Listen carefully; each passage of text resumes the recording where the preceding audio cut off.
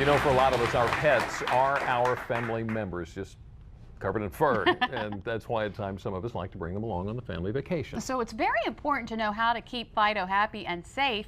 Here are a few pointers. The popularity of pet travel is stronger than ever, so here's what you should expect. Book ahead. Airlines limit the number of pets in the cabin and check their policies. Some don't allow pets to travel in the cabin at all.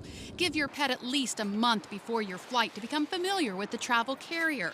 Experts recommend placing your dog's carrier on the floor of the car so it can feel the vibration as it would on a plane. Give your pet food and water within 4 hours of departure, but make sure they're not stuffed. A pet with a full belly may vomit from travel sickness. Finally, pack toys to make them feel comfortable. Stay away from bones or rawhide treats so they're not eating while they fly.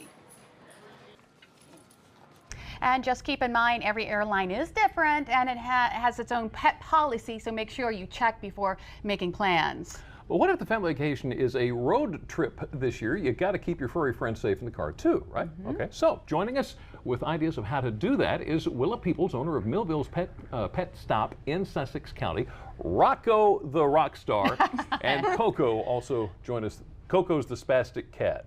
No. Yeah, the hyper cat. I have never seen a cat this calm. Thank you so much. Thank you for joining having us this me. afternoon. It's important to keep them safe on the road. Let's talk about the dogs first. There's a couple of different ways to keep them safe in the car. Right.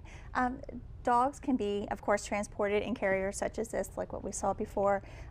Also, another great way to help transport your pet, especially if you have a larger dog that doesn't do well in a kennel, or that kennel would be as big as your car, right, is to use a harness. The big part with the harness is to have a leash like this that has a seatbelt component built into it.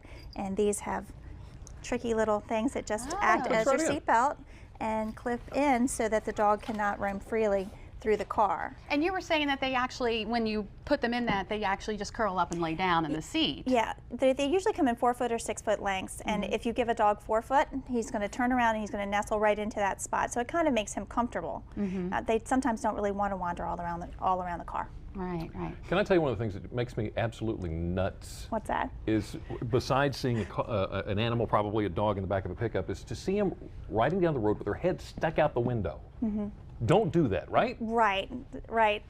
There is never a good reason for a dog to be riding with his head out the window. It's unsafe, and certainly with the eye injuries that are possible, goggles don't protect dogs' eyes from things of that nature. So it's best to keep their heads in the car. Bugs, debris, anything. Anything. Yeah. Anything Now you have the crate, the carrier, and we put our dog in one of those when we travel. But what I did not know is you need to secure that as well. Right. You really want to look for a carrier that has a piece built in that allows a seatbelt to be slid through here and clipped in. That way, if you do have an accident, the carrier doesn't go flying. So you want to make sure that it's secure.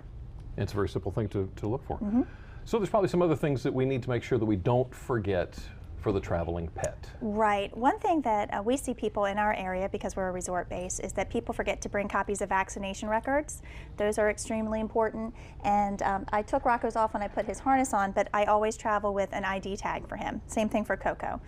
If something happens and they get separated from you, you want to make sure that they have a way to get back. And you said that we're a society now that we clean up after our animals. Yes, yes. Waste pickup bags are a major thing.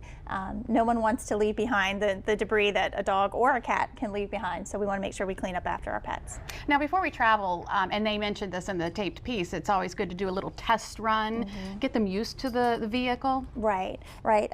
Especially with cats. Coco would be a good example of that. Coco's very used to his environment where he's at, and he doesn't normally leave it. So I needed to make sure before I came here that I took him a few places and made sure that those were positive experiences, places where he's going to get treats, lots of love, lots of positive attention.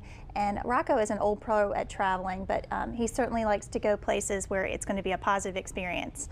So he likes to get his treats or a little ice cream at the drive-thru, things like that. Alrighty, so looks like Coco's ready to go back in the carrier and take a road trip already. Willa, thank you so much for joining us this afternoon with some great information. Thank you.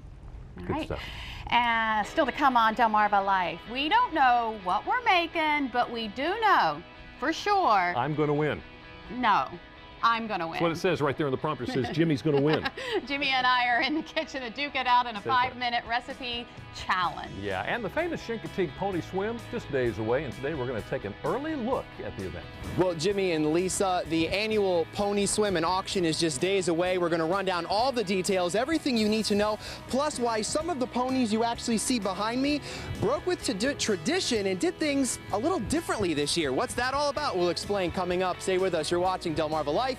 We will be right back.